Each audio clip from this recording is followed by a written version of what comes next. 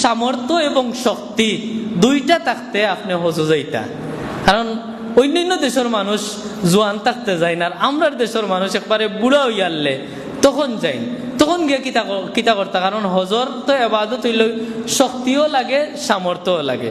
একমাত্র এতেকাফল লাগি আর হজর লাগিয়া আমরা চয়েস করি সারা গাঁর মাঝে যে বয়স্ক মুরব্বী ও তানরে আল্লাহর গেছে আমরা সমঝাইলে। এখন তো তানার কোনো কাম কাজ নাই, তানা আটু উটু নরম হয়ে গেছে, এখন যাও গিয়া তো আপনি অন্য মসজিদও বই থাকা গাঁর মাঝে একজন নাম আইলে তো সরম হইব, কিতা হয় তেয়ার চাষা আপনার তো কাম কাজ নাই, আপনি অন্য জক্কা গিয়া খাম কাজ তৈয়া যে মানুষে আল্লাহর খামো যায় তার ত্যাগ বেশি নি না আমার বেশি?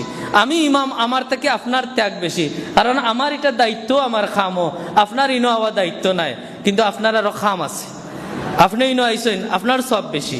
কিতার লাগিয়া বলে আমার তো আরো দুনিয়াতে আরো বহুত খাম আছে, এর লাগিয়া আমি সারা ত্যাগ করিয়া আইছি, আর যে ত্যাগ করিয়া আইসেন না এর লাগিয়া ই সমান সওয়াব হয় না। রোজার বেলায় ওমলা যে মানুষে যত বেশি ত্যাগ করে অত বেশি আল্লাহর কুরবত হাসিল করে। কোরআনুল কারীমের মাঝে আছে, তুমি তাই মনে করো নি তোমার তানোর প্রিয় জিনিস দিছ না আর আল্লাহ কবুল করি লিবা।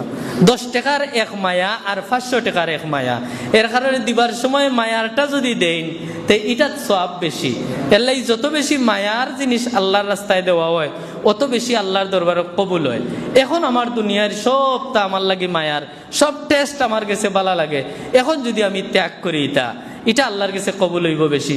আর যখন আমি চাইতেও কোনোবাই মজা লাগে না, গান শুনতেও ভালো লাগে না, আমি আরো দুইজনের লাগাইতেও ভালো লাগে না, দুইজনের মাঝে আমি গিবত করতেও ভালো লাগে না, তখন তো আল্লাহ জানেন এটা আমি ছাড়ি দিছি, আমি ছাড়ি দিব।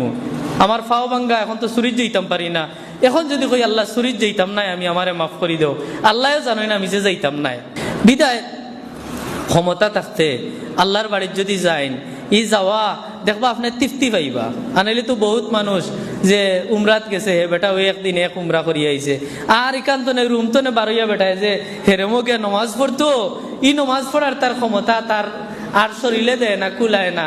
ওই কিতা করবো বাবু আইনতে ফাটাই দিচ্ছেন, যাও গিয়ে আব্বা দুবা করিয়া আইবা, উমরা তো একটা করছি, আর জমাও তো নমাজ যায় না, হোটেলের লামা তো না যায়, নমাজ এখান বিছাই নমাজ পড়িলায়।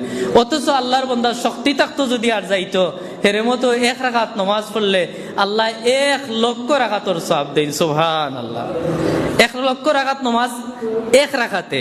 আমরা যদি আপনি বাংলাদেশের মসজিদও 1 রাকাত নমাজ আপনি যদি 1 লক্ষ যদি হাসিল করতে হয় 1 মাসে, আমি দেখছি প্রায় 3,500 রাকাত নমাজ প্রত্যেক দিন পড়া লাগবো।